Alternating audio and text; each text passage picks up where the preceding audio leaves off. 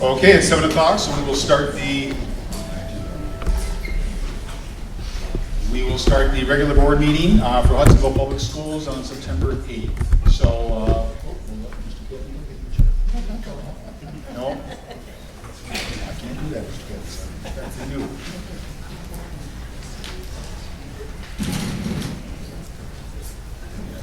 Okay. All board members are present on the board as it is today. I would be remiss without recognizing Mr. Bowerman, Steve Bowerman, who had been on the board for 20 years, I believe, and who announced his resignation. And obviously, as the community knows, we're going through a chance to fill the vacancy at this time, or a process to fill the vacancy at this time. And certainly, we'll miss Steve's leadership, his knowledge, his empathy. He had 5 kids go through the district, and so he'll be missed. But due to family and work, things that are happening in his life, he felt it was time. So if you see him, he or his wife Jan around, wish him the best, and thank him for his service on the board.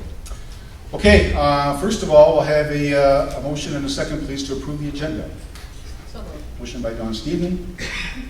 Support by Chad Tuttle. Any questions or comments on the agenda? Okay, all in favor, yes, please? Yes. Opposed, no? Motion carried.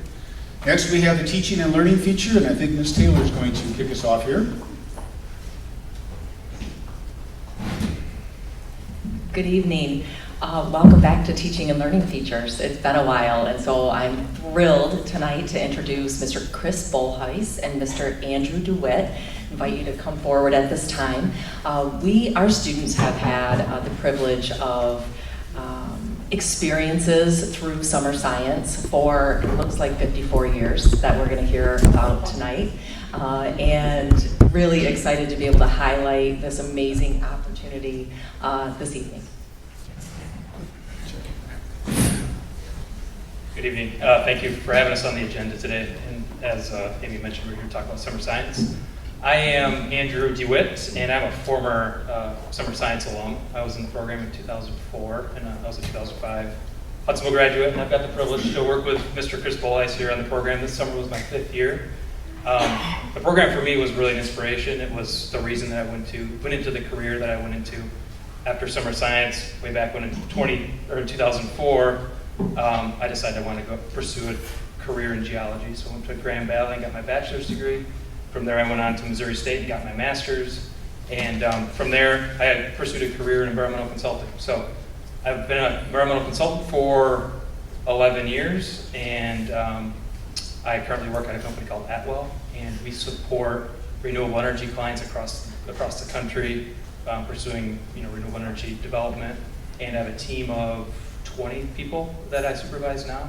And it's thanks to summer science that I'm part of this program.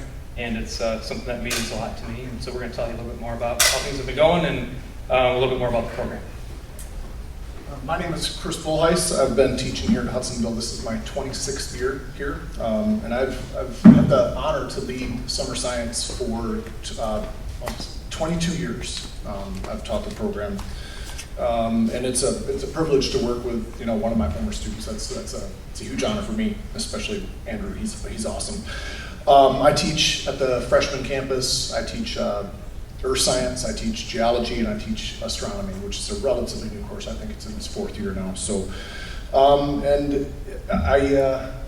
the first time I went on summer science, I was 6 years old. My dad started the program with Larry Bile. Some people in the room still remember Larry. And I tried to find a picture of me as a 6-year-old. They're floating around. I just didn't have the time. I couldn't find one, and my dad was out of the area, so I couldn't contact him because I know he would have it. But I would love to put that up there, but I couldn't find one. So, yeah. So Chris and I on the summer science program, we have a really unique, given our relationship and the history with sort of my involvement as a student and now an instructor. We have a unique sort of style that we teach the program. Chris focuses on the geological processes, the ecological processes that students are really interested in hearing about, and that are important from a curriculum perspective for them to gain an understanding of. I bring to the program sort of an applied science. So given my background in consulting and what our clients ask us to do in the field that I'm in, I provide sort of the mechanism for kind of tying the academic side to the real world application side. And it's something that I think the students really value. The other thing that I also provide is a way for students to understand what careers in science might look like after college or after they pursue their education after Hudsonville. So together, we make a pretty unique kind of duo here, and something that we're really proud of. I can attest to how unique it is with us because I had the privilege of working with Mr. Greg Jordan, Mr. Kyle Zomerly as my partners, and when they decided to step down, other people stepped up, and I'm now with Andrew. And it is a truly unique dynamic that we have because he works in industry. He's able to bring that to our students, which is truly a really cool thing. So. Anyway, I think this picture up here sums it up pretty well. This picture was taken this year. In fact, all the pictures I'm going to show you were taken this year. That's us in the Badlands, and we just went out to see the sunset, and a truly amazing place. And the kids just kind of gathered along that ridge there, and we just were lucky enough to snap a picture of that. So that kind of sums it up. That's Andrew and I. We're good friends, and we're in an amazing place.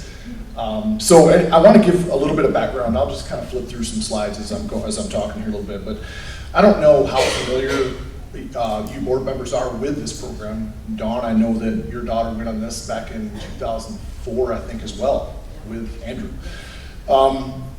So this program's been going since 1978, and it's gone uninterrupted. And that's amazing to me that there hasn't been one break in this program, including including 2020 with COVID. And that was truly creativity was necessary to make sure that happened that year.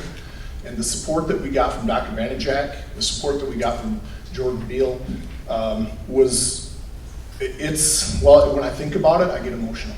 It was just amazing how out of the box they were willing to think so that our students had that experience during that rough time where all these experiences were being stripped. That didn't happen this time. Creative solutions. So anyway, here's what we do. It's a 3-week class. It's geology, ecology. It's a field course. And students are selected. It's a tedious process. We have applications. We have many more people that apply that can go, unfortunately. That is by far the roughest part of this job, is going through those selections. We have a process. It's not a perfect process, but it's the one that we have, and we stand by it. The students take a pre-trip exam. They have assignments that they complete along the way. All the learning that we do is spot on. If the students are going to learn, we're going to be able to point to it and say, this is what we're talking about right here. It's hands-on. It's visual. It's as visual as possible, and that's one of the beauties of this program. So they have assignments. They take a comprehensive exam, and this is a class that we offer at Hudsonville. They get a grade. It affects their GPA, and that's something that a lot of people don't know. This is actually a class. They tent. We tent camp the whole way. We have good tents. We bit the bullet. Back in 1978, we did not have good tents. I can attest to that. They slowed down the water when it rained. They did not stop it. Our tents are bomb-proof, and they stop the rain, which is really nice. Our food is better, too. In 1978, our food was horrible. It was really bad. I'm just going to throw that out there. Our food now is really good, but the kids do everything. They prepare the food. They clean the bus. They set up the tents. We still do a lot, okay? But the kids do really everything on this trip, and they're amazing. Most days we're up at 6, we're out at 7, so our days are jam-packed. If we're not up at 6, it's because we're getting up at 2 so we can get to the top of the mountain to see the sun come up over top of the mountains. So we come back tired, the kids come back tired, and it is just it's just an incredibly unique program. And we're grateful to have the opportunity to continue to do this. Yeah, just to continue on with what Chris was saying, this is a really unusual program. As far as we're aware, there's no other program like this. We've looked and we haven't been able to find one, and so this is a really unique opportunity for kids at Hudsonville, and we're definitely proud to be a part of it. The cost this year was $900 per student. We do everything that we can to be as accommodating as possible. The price of fuel alone this year, as we're all aware, was through the roof. So this year posed some challenges, but we've been able to, successfully navigate that and be able to make it so that this is relatively affordable for students that are interested. But we don't let cost be a factor for any student. So if there are any students that aren't able to cover that cost, we, including my employer, can find ways to cover that for them, which has been a real blessing for us. So this is, again, a really cool thing to be a part of. We're really thankful for the school, for Dr. Vanjak, for Mr. Beal. Rob Adams is here, I saw, with the transportation department. I mean, we take a school bus, right? We take a school van, and it takes a lot to get that done. And Mr. Bullis and I couldn't do it without our wives either. And I know Jenny's here in the audience. My wife couldn't make it tonight, but they play a huge role in what we do. They drive the van, they do the grocery stops, they help us with things that we just can't, and that's a real impactful thing. Sorry. So again, just in closing, we're really thankful to be a part of this program. I hope to be a part of it for a very long time, and I know Mr. Bullis does too. And so thank you again for giving us some time on the agenda today, and we appreciate it. Thank you. I'm just going to flip through the rest of the pictures. I'm going to explain each one real quick. This is a picture of us. We do a project every year in Yellowstone. I have an old-time ranger friend there. His name is Harlan Credit, and he sets up something for us to do every year. Usually it involves painting or doing something with Fishing Bridge, which is a famous landmark in Yellowstone National Park. So that's our crew. This is just, I just threw in a few pictures of us teaching and learning, and that's us in Glacier National Park. I don't know who that big goon is right there in the front, but that's us in the Black Hills, which is, Black Hills is an amazing place. That's Mount Rushmore in the very top. That's a really cool. I can't. Anyway, it's hard. Yeah, up top. It's a cool view of Mount Rushmore. It's the best view of Mount Rushmore, actually. So that's Andrew DeWitt teaching it up in Glacier National Park at a place called Lake Solitude. That's a long day for us. It's a 22-mile hike. I don't care who you are, that's a long day. That's my wife, Jenny, and as Andrew said, we couldn't do this without them. They are so integral to this whole program working. It would just be impossible. And that's the good-looking DeWitt family right there. So that's all we have. So again, thank you very much for this presentation.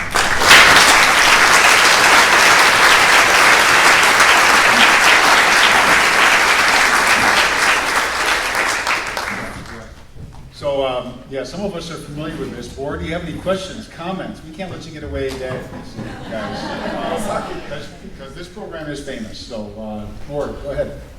Yeah, just a comment. I will say, looking back, probably one of the greatest regrets I had in high school was not taking the opportunity to try and do summer science. And in fact, it was such a regret that when I got to college at Grand Valley, I found a course called Geology Field Experience, led by Norm Tenbrink, who was a Hudsonville parent and had developed a program at GVSU modeled after summer science here in Hudsonville.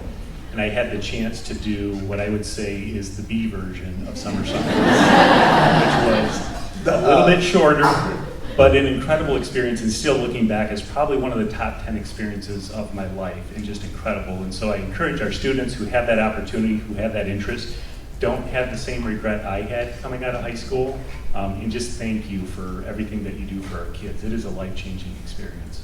Norm Tenbrink changed my life. He was an amazing professor. Yes. I was actually the second class of summer science, and I do have a picture of you when you were 6 or 7.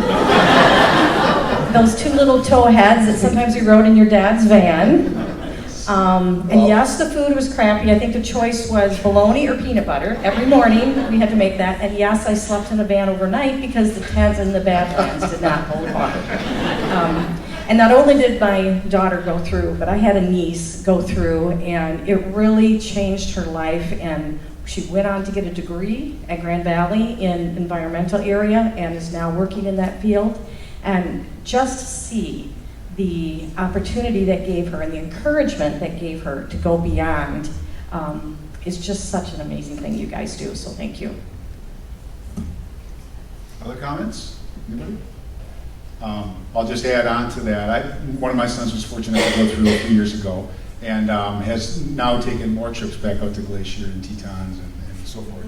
But can you talked about Badlands, you talked about Yellowstone. Can you give us an overview of the itinerary? Sure. Broadly?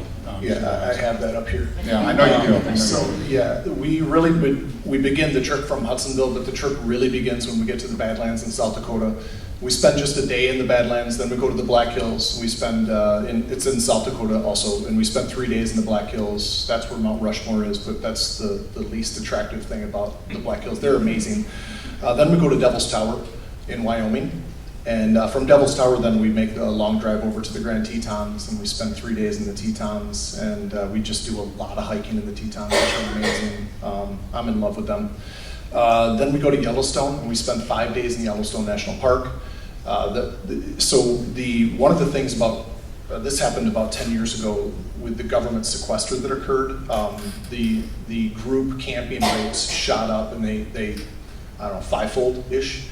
So it was going to cost us about $3,000 to camp in Yellowstone for 5 days, which is just unbelievable. And so my ranger friend, ever since then, has made arrangements for us to stay for free in the park.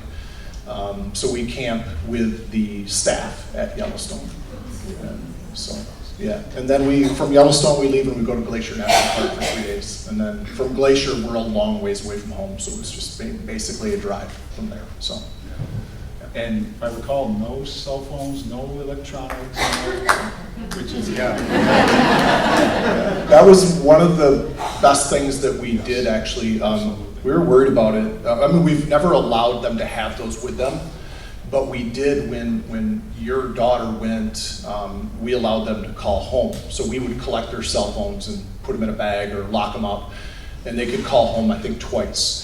And shortly after that, we made the decision, no phones, no calls, no communication with home. We just started posting on social media so the parents could follow us. And the kids, universally, every single year, they've commented on how nice it is to be free from that, the pressures of keeping up and things like that. So that was a big surprise for us, but it was one of the best moves we ever made. Yeah, no electronics. Excellent. Anything else? Other questions? Okay. Yeah. So I do appreciate the trip. Having gone on it for a few days, your definition of camping is different than mine. You did stay in a cabin. I stayed in a cabin. And even bed. But I will tell you that having my son experience a trip this year was unbelievable. He came home exhausted, but would not stop talking about it for about 3 hours. And then crashed hard. Was very tired, and he needed to shower. He had not showered on that last 2 days. So I just want to thank the work that both of you and your wives, because I've seen them at work taking care of our kids. I've heard the conversations with our kids. That is a group of students that are now a family, based on the work that all of you do with our kids. So thank you very much.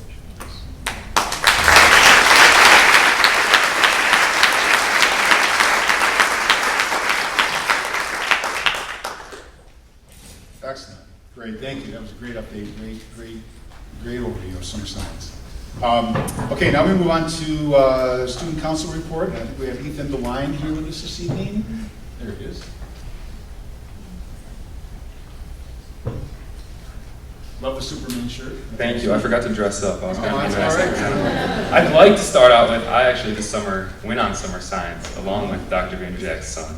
And it truly is amazing and life-changing. Nothing better. Best thing I've ever done. But now I'll get to what I'm here for, I suppose. So I don't know what I'm supposed to do. I'm Ethan DeLine. I'm here in place of Briella Beamer, so I'm going to tell you what we're doing. We changed our homecoming theme, which homecoming dance is September 30, and then the game is September 30. Dance is the 1st of October. We changed the theme to Trip to Greece instead of we had Mamma Mia before, just to generalize it, I suppose. And then we got Spirit Days. We got Airport Travel Day on Monday, Island Day on Tuesday, Blue and White, like the Greek flag, on Wednesday, Dancing Queen Day, which is like 70s gear, on Thursday. Then every Friday for Spirit Weeks we do Eagle Wear, Amazing Blue. Today the court members got them announced. I can read them if you want, if you don't care. Yeah? So freshmen, we got Damari Copeland and Maggie Slaychek. And then sophomores, we got Griffin Baker and Lexi Armstrong. Juniors, we got Jack Zeiderbean and Larissa D'Souza. Seniors, there's a bunch of representatives because you're seniors. We got Drew Bain, Brody Parker, Trey Carr, Brock Beamer, Ethan DeLine, Morgan Bunning, Braylee Woodwick, Jenna Bloom, Anna Mackey, and Avery Morin. So that's who we got this year. We've planned a USA Support Our Troops game for October 7th. We're gonna sell t-shirts to raise money. We're gonna do a bucket pass around at the game to raise money as a fundraiser. We're gonna donate it to the West Michigan Veterans Coalition. Trying to think what else there is. We're gonna recognize the veterans there in some way. We're getting it out to the community. I had a call with the lady from West Michigan's Veteran Coalition yesterday, actually. And then have them do like a coin flip. Someone do the coin flip. We have to figure it all out still. It's a few months. And then more homecoming related things. Powder Puff is September 27. We had 175 junior and senior girls sign up this year, so it's huge. And then we got a pep assembly Friday, the day of the game. We're planning one in the main gym with everybody there. So that's a lot. Our first blood drive of the year will be October 28th. Save some lives, raise some money, nothing better. And then we recently came up with an idea of doing like a movie night where people can come, pay a little bit to get in, and do a present drive, and then go every second Wednesday of the month. Helen DeVos Children's Hospital does a thing called Project Nightlight, and all the kids in the hospital go out to their windows, flash their lights, and then the people down around the hospital flash their flashlights back. So we're planning, hopefully, it's in the works to do a present drive at school, and then go do Project Nightlight that day in December and donate all the presents. So you think that'd be cool? And I believe that's all I've got for you, so thank you. That is a lot. That is an awful lot. I'll stay if you got questions. Great job. I just gotta say, I saw a couple fist bumps out there with the 70s gear. And, but any questions from the board or comments? Just a comment, if I heard correctly, congratulations on your election to home. Thank you. I was hoping it'd slip by, but. Any other questions or comments? Great work. Lots of Awesome, work thank going on. you.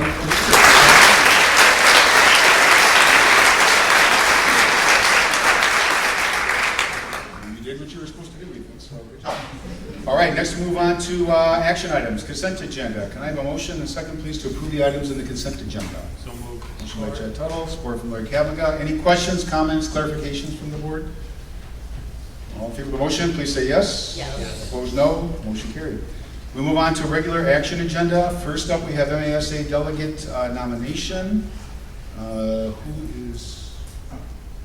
we have any comment on this one, or? For a nomination from the board to be a MASA delegate. Okay, that's what the comment. So looking for a nomination that the board nominate up to, well, we only need one, right, if I recall. Voting delegate and alternative who represent the board at the 2022 Michigan Association of School Boards on October 20. So it says MASA, it's actually MASB, right? No. Yes. Yeah, so it's MASB. So is this something that requires attendance? I'm pretty sure that they ask you to be there, but they're also a voting member that can vote no. Okay. I don't know what's on their agenda. Every year every board is asked to have a delegate in the backup, and I can assure you that not every district sends a delegate to The agendas and stuff are starting to roll up now, I've seen. Yeah. So anyone interested? Well, I would like to nominate Dawn. Okay, we have a nomination on the table table for Dawn Sneed. We'll let you comment if you want to. I am not opposed to it as long as I'm not required to be there, even though I would like to. But it's my understanding a lot of the spaces are full at the hotel. Okay. But yes, if I can do it virtually. Traverse City. Yes, I know. I know. But we have a lot of logistics to figure out. But yes, I'm willing to be a delegate if I get the information on virtual, if that's the alternative. Okay. So. Okay. And I believe somewhere I've read in there that I've read it as well. So, okay, we have a motion on the, or on a motion on the table to, for Dawn Sneeden to be the delegate for MASB, and we need a second on that. I'll support that. And Mark Davis supported that very quickly. All in favor of the motion, please say yes. Yes. Opposed, no. Motion carried. We appreciate it. We appreciate it. Okay, next up we have a human resource item. Oh, wait in an alternate for Dawn. Well, then I let Chad. We have a motion on the table for Chad Tucker as the alternate for the MASB conference virtually. Okay, so a motion and a second by Mark. All in favor of the motion, please say yes. Yes. Opposed, no. Thank you, Chad. We appreciate that. Thank you. All right, now we move on to human resource items. And Ms. Armstrong, are you taking this? Yes. So tonight I am bringing to the board a candidate for an EL position for the district. They'll be at several buildings throughout the district. I do want to tell you all that this has been a position that continues to grow. This is not a replacement of a teacher that left because our population of students and student needs for EL services continues to grow. In fact, when we posted it, it was part-time. And then we had more enrollments from the time we posted it to now that we really feel the need is for full-time. So the recommendation is for Darian Stimley. Darian is coming to us from Fenville School with 1 year experience. She graduated from Hope in 2019. She's very organized, very excited. It is definitely a position that you have to be willing to jump in your car and go to different places. And just to kind of let the board know, in 2020, we had two EL positions and two EL paras. And now this will be a department of 5. So I mean, just in that short of time. So we definitely are adding students with needs that for EL services, and Amy and her crew in curriculum are doing an amazing job to make sure that all kids are getting what they need to succeed. And so anyway, Darian Stimley, I'm very excited to bring her to the board and have her join our team. Excellent. And I think everybody knows this, but EL or ELL, English language. English learner, yep. Okay. Can I have a motion to accept the human resource recommendation as presented by Ann Armstrong? Motion by Larry Kaviga, support from Barb Hooper. Any questions or comments on that? Okay, all in favor of the motion, please say yes. Yes. Opposed, no. Motion carried. So thank you for that and for continuing. Are we, I won't even ask if we're done. No. Okay. All right. Okay, next, thank you, Ms. Armstrong. Next, we move on to merit pay. And Dr. Manager? Yeah, so we presented at the last work session for the board to review a merit pay. The language in the merit pay process hasn't changed. We did ask to increase the amount, what we had kind of budgeted, what we feel is an adequate amount. We did run some numbers for the board, sent it to the board last week. I have not heard any questions, but if there are, definitely would like to entertain them. But our recommendation is to approve the merit pay language. Normally, we ask it during a consent agenda item, but because of the conversation we had at the work session, we thought we'd pull it out and have it a regular action item. So the language stays the same, the amounts we have increased, and that's the recommendation we have tonight. Support. Okay, we've had a chance to discuss this and take a look at it in the packet, prior to the board meetings, right? Prior to the meeting. So, can I have a motion, please, to accept the merit pay proposal as presented by Dr. Manager?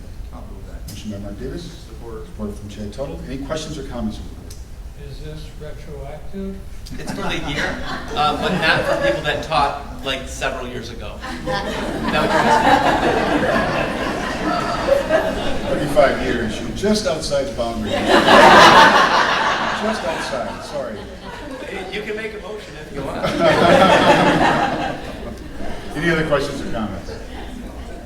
Okay, all in favor of the motion, please say yes. Yes. Opposed, no. Motion carried. Thanks for all the work on that. Much appreciated by the team, and a great opportunity for the teachers. Okay, next we'll move on to discussion items. First up, we have the extended COVID-19 learning plan recommendation with public comment. Yeah, so real quick, this is what came to action 2020 with COVID came around. We had to have action learning plans. We still do. We're going to ask the board to take action, or not action, but to just present it to the board. We do have, this is an opportunity also for public comment specific to the plan. So we'll address that when Mrs. Taylor's done. So we'll turn over to Mrs. Taylor. So as Dr. Vanderjagt suggested, these plans were required. They're return to learning and continuity of services plans that started as a monthly update. Probably as you look at the report, there were, might jog your memory, the last report or requirement was in the spring of 2021. And so we needed to report on how many students we were instructing virtually, as well as how many students we were instructing face-to-face, as well as any of the CDC guidelines and so forth. So we had to provide that level of a report on a monthly basis. The reason that this is coming back to the forefront, and I will be making 2 presentations this year regarding this, is because any district who receives COVID relief funds needs to, within 6 months of receiving those funds, provide an update on this report. And so you'll notice that the report that you have in your packet, through close contact with the consultant requiring the report, you'll notice that it still has May data on there from 2021. The recommendation is to update the report with the most up-to-date CDC guidelines. So you'll notice really the only change in this report that you have before you is the August 2022, that's a link to our page on our website that speaks specifically to the COVID protocols that are dated all the way back from February of 2022. So it's interesting that this is a requirement, but this is a requirement that we have in an open meeting. Again, as Dr. Vanderjagt suggested, also a moment for public comment specific to this continuity of learning plan. And we'll have the next one is when? 6 months from now. 6 months from now. As you can see in the plan, there are attendance rates. Those look different when we haven't been in school for the last 3 months, but those will be updated next time we present. So at this point, we will open it up for public comment. If you do want to address the specific plan, learning plan, we ask that you limit your comments to 3 minutes.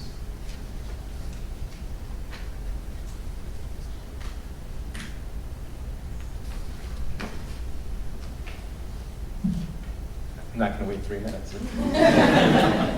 Looks like there are no comments, so at this point, that's the discussion. Any questions from the board? I'll be more than happy to entertain.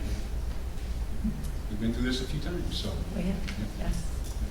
Thank you. Great, thank you, Ms. Taylor. Okay, next discussion item, we have candidate forum. And I had sent out to the board some information just to provide some context and information to the board as part of this discussion item. Some about what surrounding districts are doing, and then from Brad Van Azek, the MASB lawyer. So at this time, I'll open it up to discussion on thoughts from the board relative to what the interest was, and then discussion around how to move forward or not in that situation. So, did you want to? Oh, sure. Oh, you got a mic? Okay, you got a mic. Am I on? Takes a second. Yeah, I just was suggesting that at a previous board meeting because we have 8 candidates running for 3 positions. And I'm not one of the candidates, but I would think the candidates would like to have maximum exposure to the public so people can know where they stand on particular issues. I don't think it has to be a long or chaotic event. It could be simply a Q&A time for the public to ask questions of the candidates so the public could know how they feel about them and how they want to vote. So that's just my preference. Thoughts from other board members?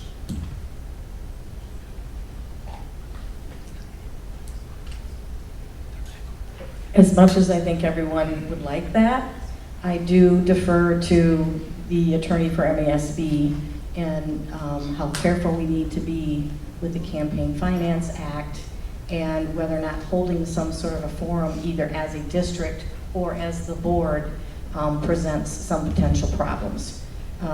So my preference would be that another group or organization, if they want to coordinate that, I'm all for that. I'm just not sure as a board that's our role, and that we might not experience some potential legal issues there. And for the audience, for folks here tonight, and yeah, as to pick up on Ms. Eden's comments, our MASB lawyer, whom we reference often, knows us well, advised that candidate forums, while useful, are better hosted and put on by PTAs and media groups and groups that are neutral, if you will. I mean, they can still use the school facility, obviously, but to have the district or the board host a forum, there's a potential of being perceived of crossing the line that the district or the board is promoting a particular candidate. So his advice was, maybe a PTC or one of our PTCs or another neutral organization. We have lots of clubs and so forth, and the district could host that. And I also agree with that approach out of concern for any legal implications or perceived legal implications for the district or the board. So, any other questions or comments or thoughts from anyone? Jeff? Yeah, just a comment in full transparency, to be clear about any potential conflict. I am a candidate in this upcoming election, and so regarding this particular matter, I appreciate that we sought a legal opinion. I think I would certainly want to make sure that the district did everything possible to avoid any appearance of impropriety. I would be, as a candidate, more than happy to participate in a forum hosted by any other neutral party. I just would be concerned about the school board or the district itself hosting that particular forum. Okay. Do you want to? Yeah, we have not been approached by any organization to ask if we would be willing to host one, whether it be a venue. If we are, then we'll make sure the board is aware and go from there. Okay, if there's no further discussion around that, we will move on to report items. And first, the first and only tonight, we'll do superintendent report. So just two quick updates, or maybe three. I do want to reiterate President Hall's comments about Steve Bowerman and the impact he had on our school district, on our Board of Education, and on our kids. You will still see Steve and his wife collecting tickets at football games and volleyball games and basketball games. He is a presence in the district. He cares dearly for our community, and his knowledge of board governance and his knowledge of our district will be missed. So I do want to recognize, and I know I can do that now because he's not here. If he was here, he'd make sure I didn't have a mic to say anything about him. So, he's a very humble man, so we definitely appreciate his service. One quick thing to the board, and I will send you an email on this later, either tomorrow or next week. Hand-to-Hand is a service that we use in our district that our students receive food from Friday evening through Monday that maybe don't have the same resources as others in our community. They do an amazing job working in our school system and in neighboring school systems. It is not a national organization that spreads everywhere. It is a local Western Michigan. They're servicing the students that we have. They have a dinner to recognize and to really talk about what they provide in October. If the board is interested in attending that dinner, I will send you a link to that. You're more than welcome to attend, just because they do impact our district in such a positive manner. I can't thank them enough. And it impacts students really for the rest of their lives. It's a great organization. I also want to let the board know, and I know this is early, but I'm telling really you this now, and President Hall, about graduation dates, because I know it's the week of school, but to some of our seniors, it's like the last week of school. They're pretty fired up to be done, right? Graduation normally is the Thursday before Memorial Day weekend. Unfortunately, We don't know if our field house will be done in time. Hope College is not available on that evening, and we have not been guaranteed perfect weather on that night. So we are looking at dates, and I do want to thank publicly Mr. Steele and his staff, because that is not an easy thing to navigate. We're looking at dates within a few days before that Thursday or a few days after. We will not have it on Memorial Day. We're not going to have it on the weekend, but we're looking at dates as close to that date as we can get. And as soon as we get that solidified, we will let the board know. If the construction in the field house changes quickly, where it looks like, hey, we might be able to get in there, we can always go with a backup and do it local, which is our hope and goal.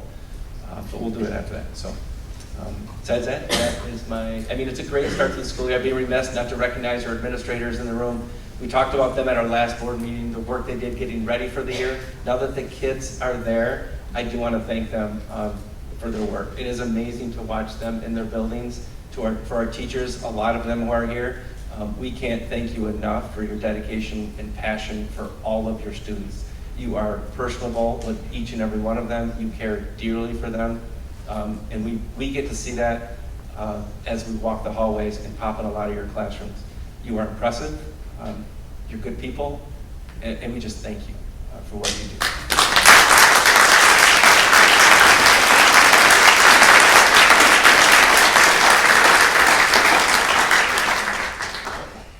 Okay, now we move on to recognition of visitors and who are present. Robin will tee up the names for us. Again, limit comments to 3 minutes, please. Comments are to be addressed to the board, and comments are meant to be are to be centered around district operations or operations of our schools or board policy items. So we'll get our timer going up here, and Robin will call the first person up, and we'll go from there.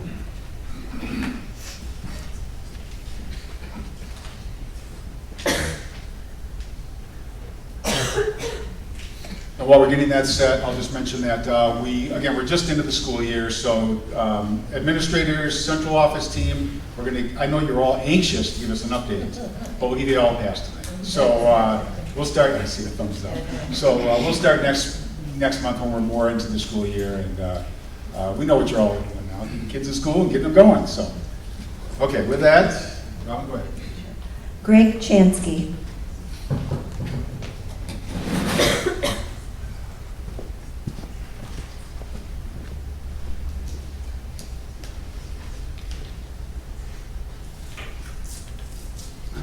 Good evening, and thank you for this opportunity to speak today. I'm running for the board, and I just want to say that at the last meeting that the school board had, there was more discussion about subjects than I had seen in the rest of the board meetings combined. And I just want to commend you for that, because I think we need to see how things are decided and where people are coming from and what people think. So I want to commend each and every one of you for that. I also want to say that I had an opportunity to speak before the BRAD and the HEA this week, and I'm thankful for that opportunity. When they asked me the 2 things or the 3 things that I was most concerned about in this district, I told them transparency and trust. And trust is an issue because when people don't trust what's going on, they're going to be looking for issues where there may not be issues. And so we've got to make sure that we have as much trust as possible when we're dealing with situations. Over the last couple of months, I've been walking around the district, and I walk all the time anyway, and I started walking to different neighborhoods.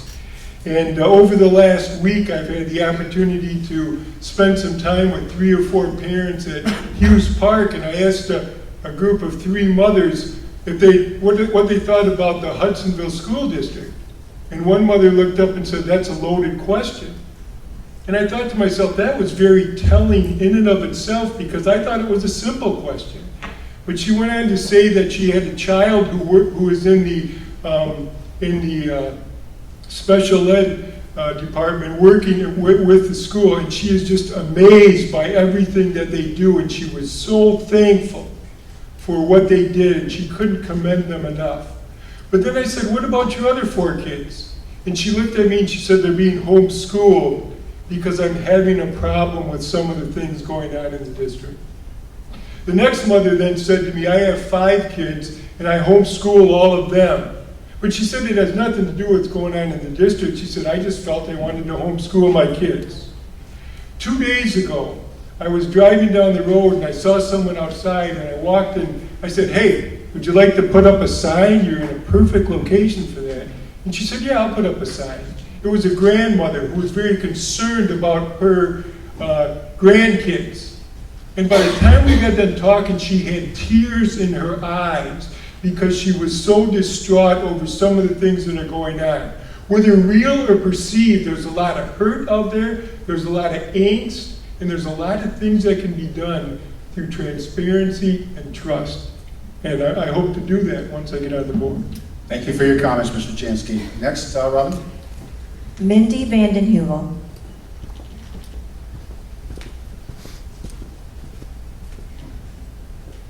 Mindy Vanden Heuvel. Okay, not here. Next, Robin. Vani Ritzema.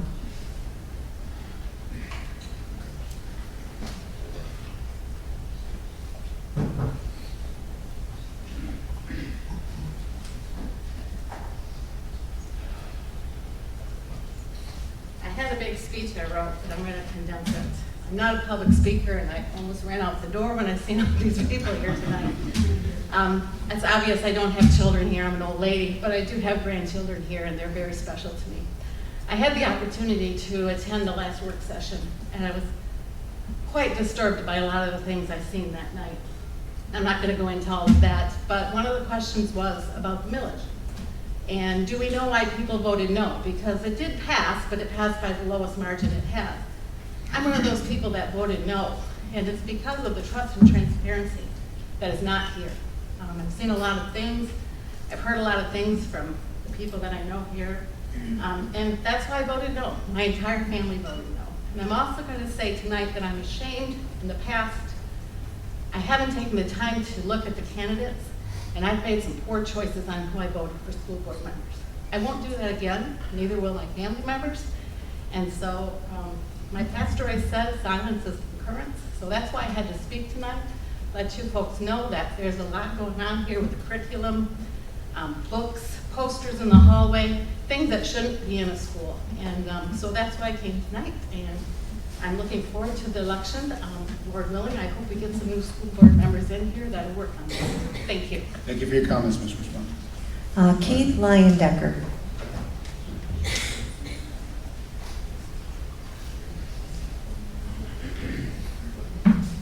I know the board is addressing a particular book that came through the book review process. It's important to address that issue in a serious manner, but I believe there is a bigger fundamental issue that the board needs to address in regards to the book review policy itself.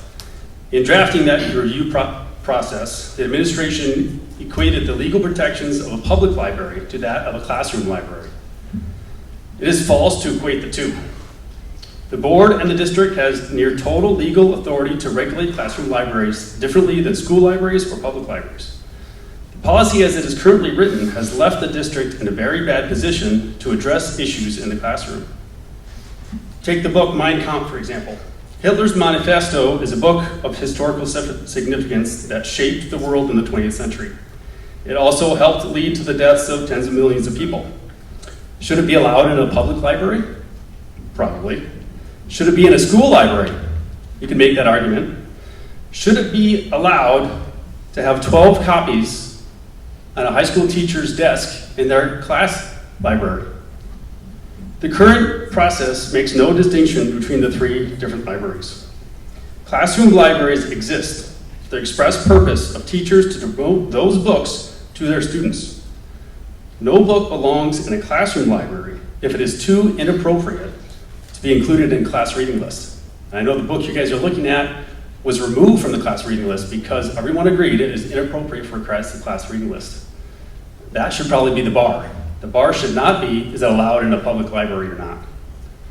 I hope the board can correct the book review process as it currently stands. Thank you. Next, Robin. Lee DeHuff. Lita Huff. Okay, next, Robin. Kate Ritzma.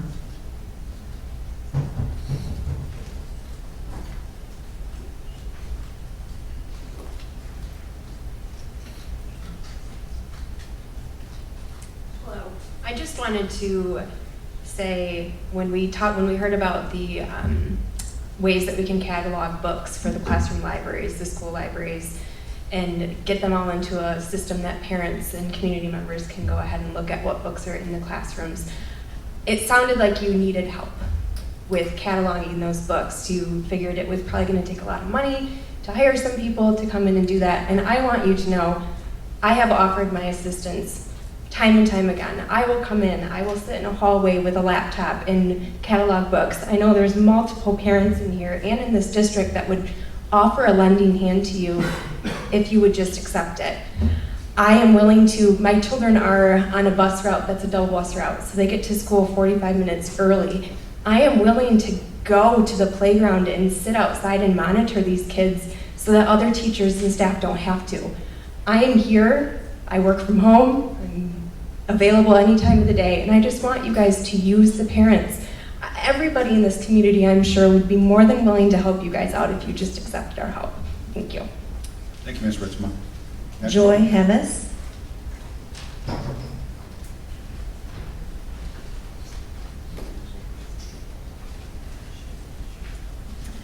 Hi, you received an email from me a day or two after the last board work session, and in that email, I made 2 requests.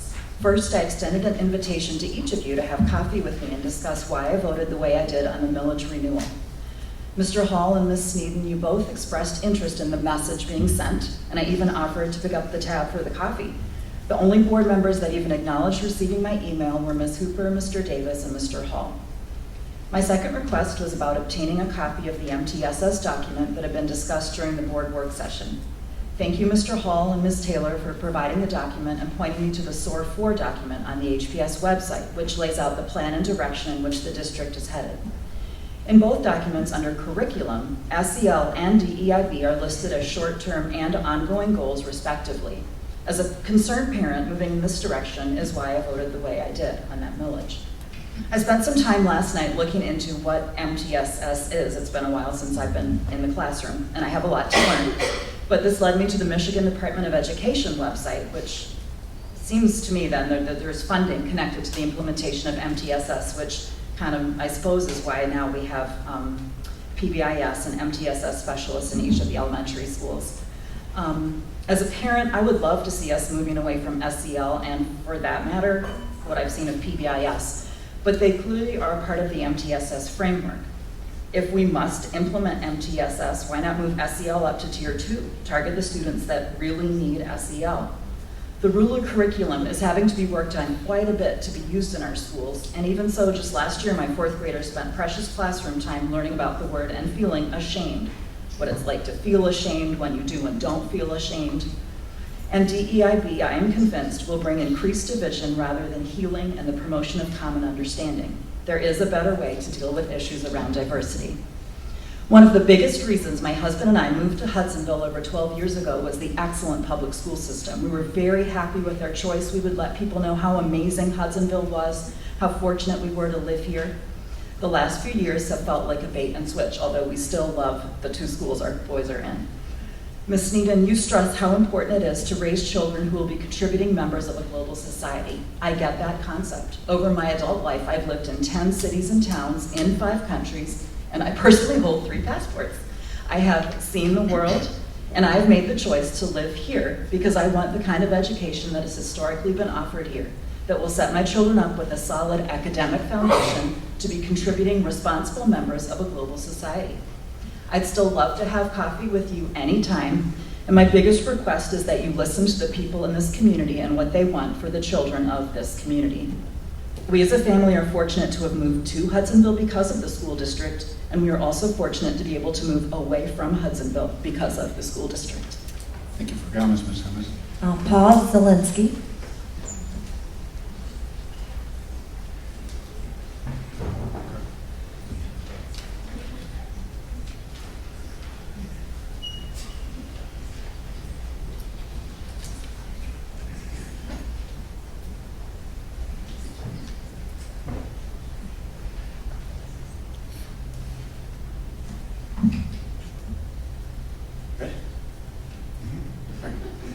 Like probably everyone here, I have an opinion on the choice books issue. That's not really what I'm here to talk about tonight, but I'm going to use that. I was motivated to speak by two things. The first was a discussion during the last work session regarding a division among the citizens of our community and district. Books, it's proposed, contributes to that division and is part of a number of issues that have grabbed the microphone lately.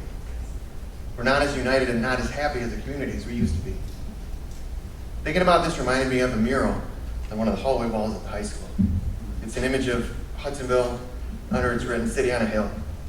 Some it seems we're currently on a downside. I think we can still be a city atop a hill for everybody despite the differences and beliefs among us. But obviously can always be is different than will always be, as we're currently witnessing. So I use choice books as an anchor example.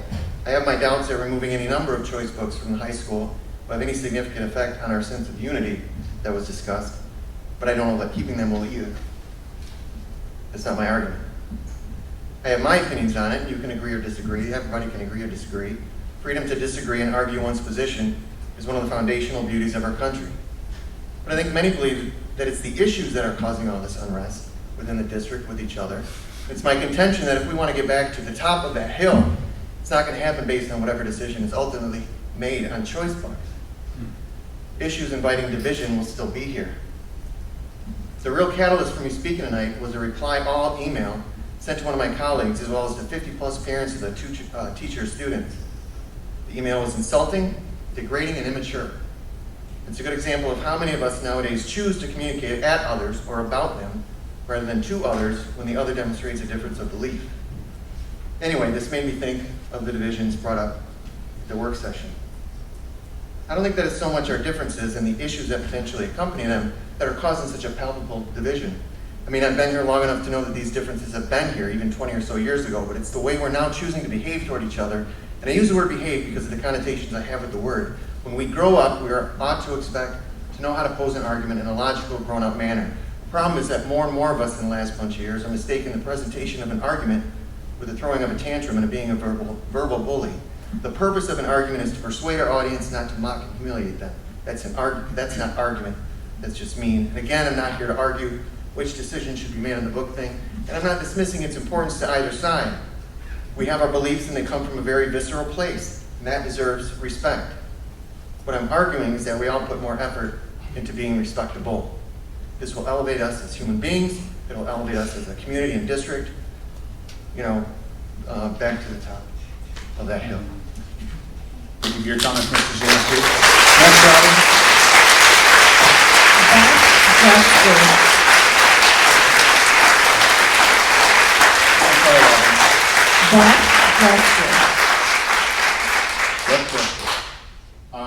Just a comment. I know these are, there's a lot of passion, there's a lot of emotion, there's a lot of interest in this.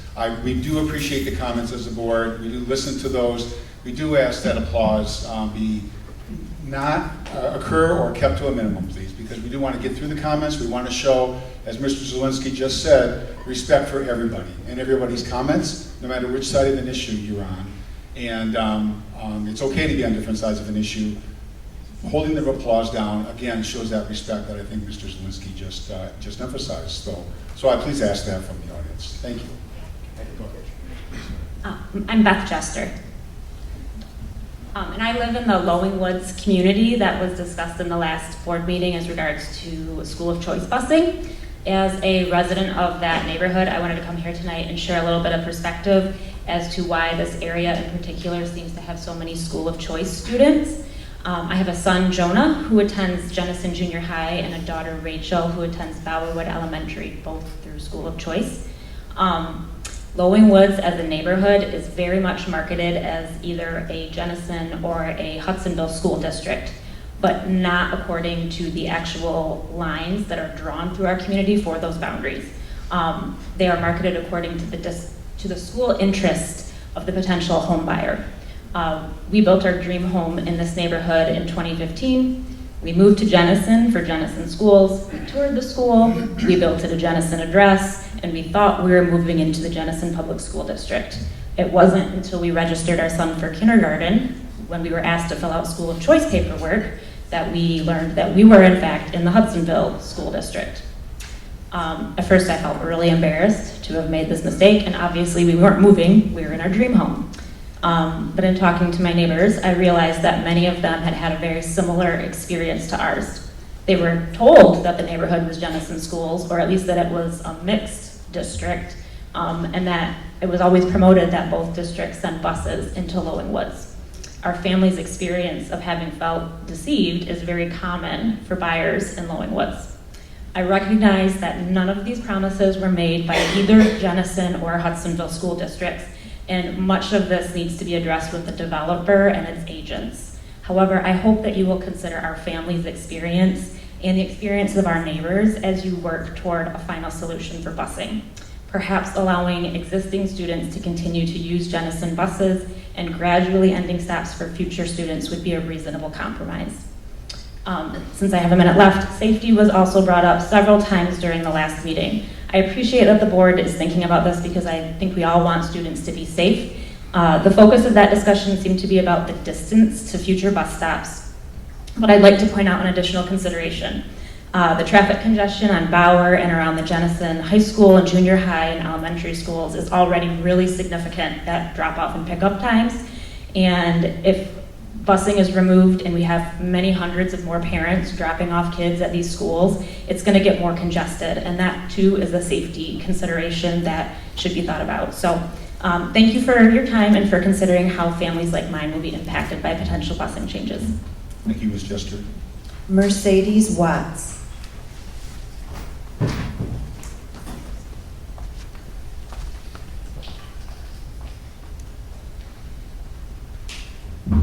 Good evening. I just wanted to come and introduce myself. My name is Mercedes Watts, and I'm running for Circuit Court Judge here in Ottawa County. It's a brand new position that was created in February for the Family Division. Everyone always asks me, why do you want to be judge? I want to be judge because I believe I can help the most people as a judge. Judges have a huge impact on people's lives, and I want to be a positive impact. Like I said, it is for the Family Division, and family law is my specialty.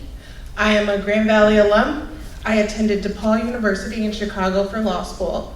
Upon graduating from law school, I returned home to West Michigan, where I opened my own firm doing family and landlord-tenant law. After that, I worked for legal services doing family and landlord-tenant. I was then an assistant prosecutor doing family and criminal law, and now I am a public defender with Ottawa County. One of the main things I would like to change if elected is how petition orders to remove children are handled. I've practiced throughout multiple counties in Michigan, and what I've seen a lot of is that family court judges and referees are a bit too quick to sign an order removing a child from their families without doing their proper due diligence. As it stands, whenever they receive a petition order to remove a child, they immediately sign it. The first hearing isn't held for 2 to 3 months down the road. From what I've seen, 9 times out of 10, that child should have never been removed. But by then, all the damage has been done, a family ripped apart, children traumatized, and county money has been spent needlessly. And even though that child was wrongfully removed, the parents or guardians still have to fight really hard to get them back, and they have no recourse against the state or county for wrongfully removing them. What I would like to do is hold a hearing before that removal happens. These hearings can take a lot of time, but I'm willing to put in the energy and time that it requires. So much comes out during these hearings, and I believe that they are invaluable before removing a child. And I understand that sometimes what's in that petition will be absolutely true, but again, you do not know that unless a hearing is held. And what people do not realize is that it is within the judge's discretion to decide if and when to hold a hearing. So if a judge received a petition order and they said that they were really fearing for that child's safety, I want to have a hearing tomorrow or in 2 days, they could absolutely do that. Everyone would be served via deputy, and now with Zoom, it makes the hearings more accessible on short notice. So that is just one of the reasons I am running, and I just wanted to come and introduce myself. Thank you for your time. Thank you, Ms. Watts. We do wish you the best of luck during the election upcoming. I will remind again, just the public comment is meant to speak to district operation items or issues and board policy items or issues. So I know there's a lot going on here coming this November, but just a reminder, please, that we keep comments limited to that. And again, we wish you the best of luck in your election. Okay, next, Robin. Rebecca Skipper.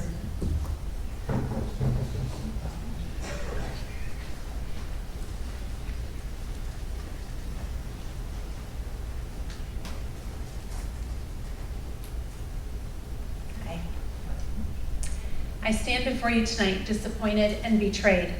For all the years I have worked with you and for you, I have heard how valuable our teachers are, how Hudsonville Public Schools wouldn't be the district growing exponentially, creating demand for housing, and winning top honors in the state if it wasn't for our staff.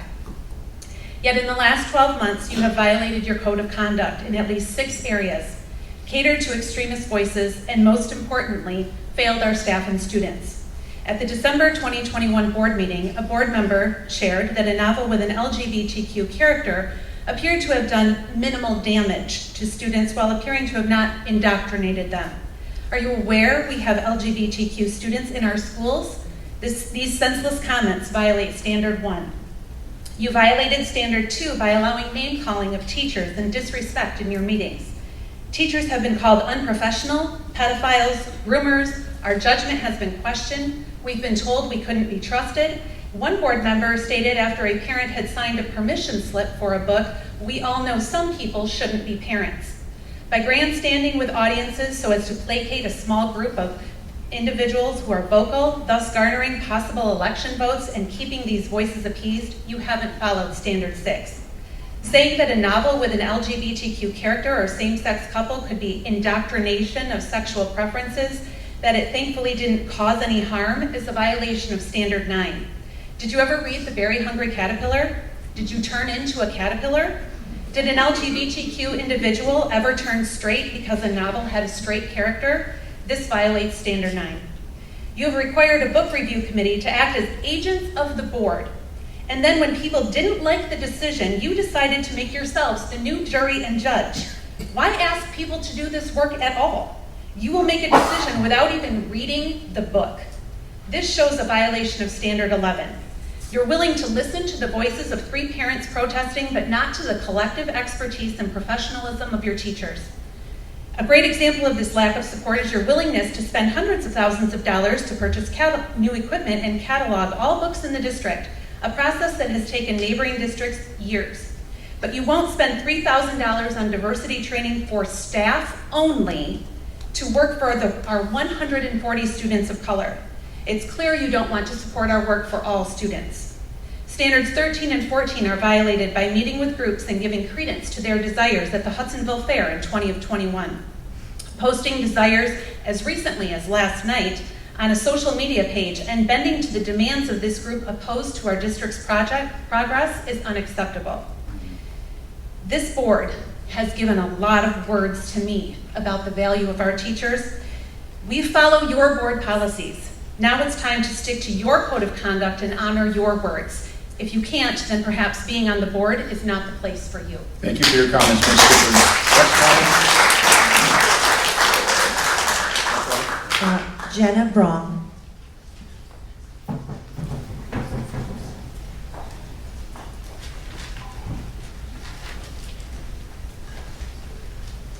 I'm going to apologize in advance because today has been a very difficult day and one that I was hoping that I wasn't going to have to go through, but I did. And I'm here and I want to continue to say what I had signed up to. My name is Jenna and I want to just give public praise to one of the Hudsonville elementaries that has really gone above and beyond with their implementation of the SOAR program that we've adopted as a district. I know how crazy the beginning of the school year can go with staff changes, student changes, material shortages, and frankly, just an interruption of summertime fun. But these elementary building staff members have exemplified the implementation of SOAR and demonstrated exactly how students and staff can be safe within their classrooms, own their mistakes, and learn what that looks like, act responsibly, and be respectful of all students.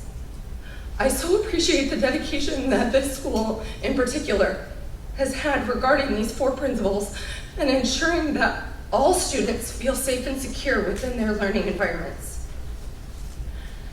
As the year continues, I look forward to seeing this continue and the experiences that are had within students and staff at this building to be enjoyable and memorable. Thank you very much to all of the staff members and all other staff members at Hudsonville Public Schools that have continued to encourage and promote the SOAR characteristics that we've embraced as a district. That's all I have to say. Thank you, Ms. Braun. Next, Robin. Mike Anderson. Mike Anderson.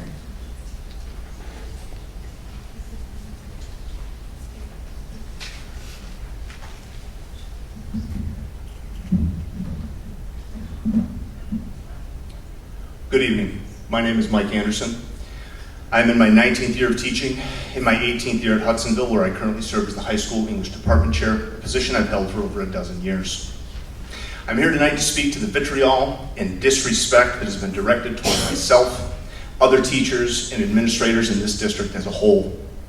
Last week, in response to a choice reading letter sent via email by teachers to parents of the majority of HHS students in English classrooms, the parents of over 50 of my current students received an email from a member of the community insulting and defaming me personally in ways that approach the definition of libel. I'm not surprised that people have differing and strong opinions on books that should and should not be available to students, though I can say with confidence that our teachers and administrators are committed to working with parents so that choice reading and book club reading meet the needs of our individual families. However, this type of insult and disrespect levied toward me is not rare, and it is unfortunately encouraged by comments and statements made at these board meetings and work sessions, at times by some members of this very board. During board meetings and work sessions, one board member has openly questioned the common sense of teachers and stated that they, quote, need to use the brains in their heads, clearly suggesting that we do not. Last year, when one board member was informed at a work session that some parents actually approved of their children reading a challenged book, that board member replied for all present to hear that, quote, some people shouldn't be parents. A statement that leaves me wondering what else a board member thinks would disqualify me from being a parent, much less a teacher in this district. Such disrespectful statements and commentary only serve to foment the vitriol that our teachers and administrators currently experience in person and especially online in this community on a regular basis. Added to those insults is the clear desire by some to completely disregard the hard work and professionalism of a group of parents, administrators, and teachers who completed a rigorous and academic book review process rooted in integrity and approved by this board, simply because some disagree with the outcome. I will close by saying that the teachers I know in this district embrace our mission statement, which directs us to educate, challenge, and inspire all students. And that word all is to us a moral imperative. Indeed, it appears to me that some of us are being condemned for our adherence to this very principle. But regardless of disagreements about curriculum or politics, I hope that we can find a return to civility based on that guiding premise of serving all students and families. And if that position causes some to ridicule me, then so be it. But I can no longer meet such ridicule with silence. Thank you for your time. Thank you, Mr. Anderson. Next, Robin. Benicia Kyle.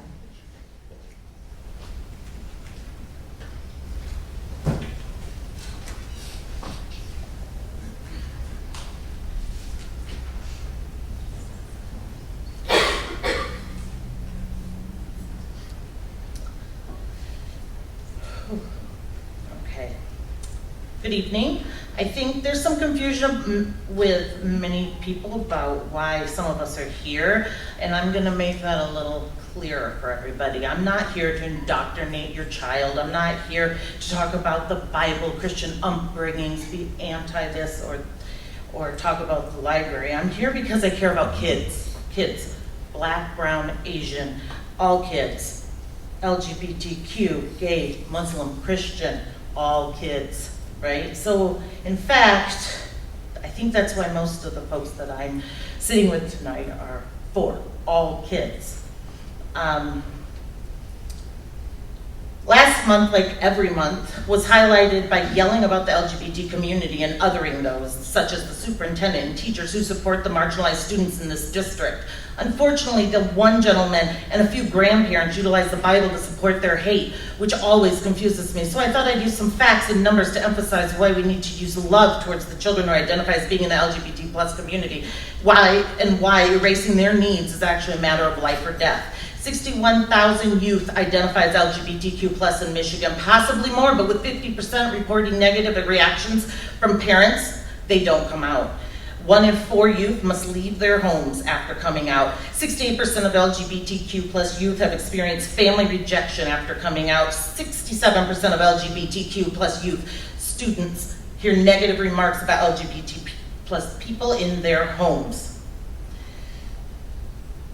In 2017, 29% of trans children, 16% of gay and lesbian youth reported being threatened or harmed on school property with a weapon.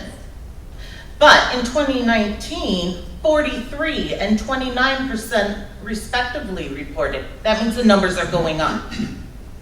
And here it is, folks. 42% of LGBT children identified youth have reported considering or have attempted suicide, 42%. Those are the numbers. That's why these teachers and the staff and some of these board members and the parents worry about representation and conversations and safe spaces for all youth.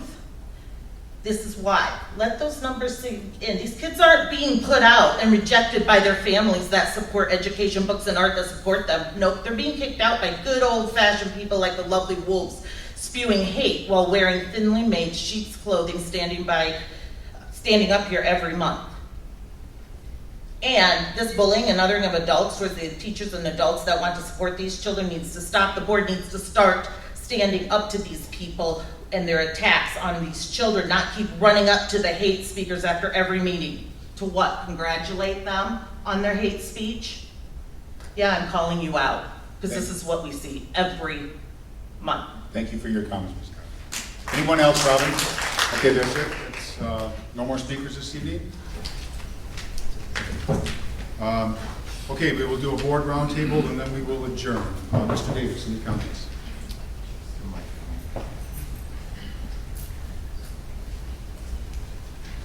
Thank you. Had coffee with a friend, a neighbor, and a parent from our district this morning, and I just wanted to, is Andy Secor here tonight? He was telling me how Andy Secor, when he was the principal at Jamestown, had turned his son around. It's just nice to hear that, and I thought I should mention that in public here. Also, we're going to be dealing with the book Half of the Yellow Sun. I do not have a copy. I wonder if we could have copies as board members so we could read that before the 19th. Is that possible? Not Half a Yellow Sun. Yeah, it is. Oh, I'm sorry. I'm thinking differently. Yes, I'm sorry. My mistake. I just don't think it would be intelligent for us to speak to that book without having read it ourselves.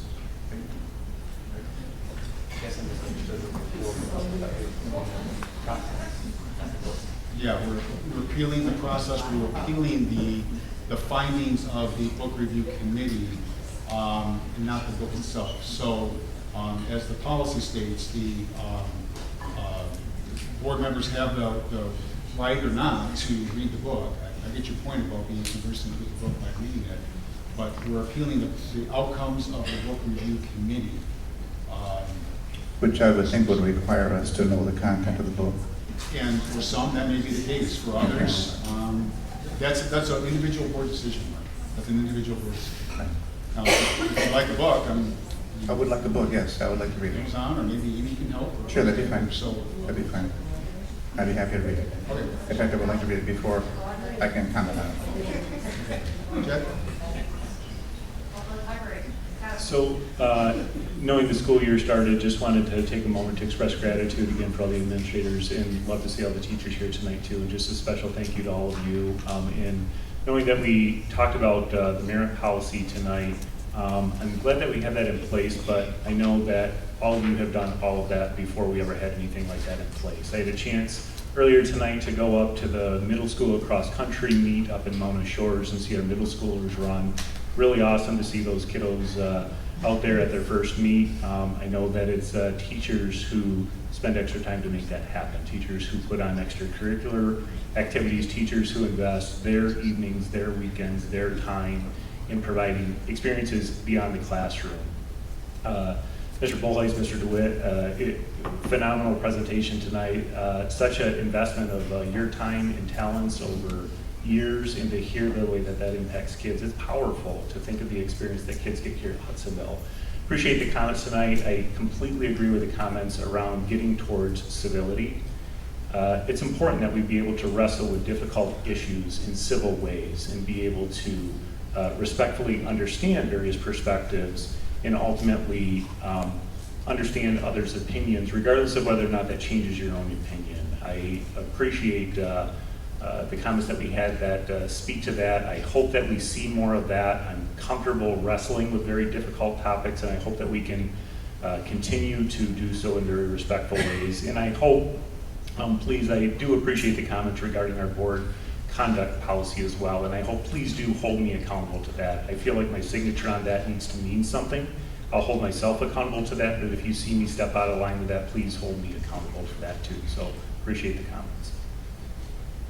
Thanks, Chad. I see Rob out there, and I didn't get a chance to specifically tell him how awesome the Fox 17 bus expose, I don't know what you call it, was really amazing, and you were perfect for that. And I know you're embarrassed that I'm calling you out, but I just wanted to make sure I told you that personally. And thank you to all of you who have spoken. I agree with Chad. Just because our world is not civil with one another, and just because people can hide behind social media and not be civil with one another, does not mean we can't strive to do that here in our community. And I'm not perfect either. But to me, that is who Hudsonville is. We can get back to being civil even though we disagree. I just want to comment that regarding the vacancy, we've talked about Mr. Bowerman a couple of times now, and I wanted to comment regarding the vacancy that we did have 14 individuals that submitted applications by the deadline of September 6th with an interest to fill that board vacancy. We will be going on a process or implementing a process that we've actually started already to review the 14 letters of interest and resumes and other information that applicants sent into the board. The board, individual board members will be reviewing that themselves this weekend, the rest of this week and this weekend. And then on Monday night, I still think we're planning on Monday at 5, we will be having a public meeting in which we will be reviewing the applicants, and the outcome of that meeting will be to screen that out to the 4, 6, 8 applicants, give or take, that we will be furthering interviews with, and then we'll be having interviews on Thursday evening to interview those applicants and either announce a new board member on Thursday evening, or if for some reason we're not quite there yet, then we'll do it the following Monday. That's, again, for the benefit of the audience and to be transparent. I want to make sure everybody knew our process going forward. And thank you. And all those meetings are going to be posted on the website. So if you want more details, go to the website and you can find all that. So. Location? Please check the website. Please check the website. Thank you to Andrew and Chris for the excellent review of summer science. I enjoyed hearing more about it, and I have heard from kids that have gone, and I've had some neighbors that have gone on it, and it truly has been life-changing. I wish we didn't have to turn anyone away. That's probably the hardest thing, is that not all the kids can go that are interested. I agree with Chad and Dawn. Needs to be conversation, difficult dialogue. I think everyone in this room is here for the same reason, to make sure that all of our kids are safe and that they all have an excellent education. And we can move forward. Transparency and trust are big, and I think with some compromise on both ends, I think we can get there. We have a great teaching staff. and we will get there. Well, I've gotten over my disappointment about the merit pay. But I do want to echo what has been said about Steve. He served 8 years before I got on the board, but I always looked up to him in terms of what he said, and he'll be a hard person to replace. And having roughly 50-some years serving Hudsonville Public Schools in some way, I can only say, from my experience, I am proud of HPS. And while I only have 3 months left, I will still be involved in some way, shape, or form, hopefully at South Elementary and the Kids Hope program. I hear we need subs, don't we? Yes. I need a PE sub, Larry. Let's go. You can't afford me.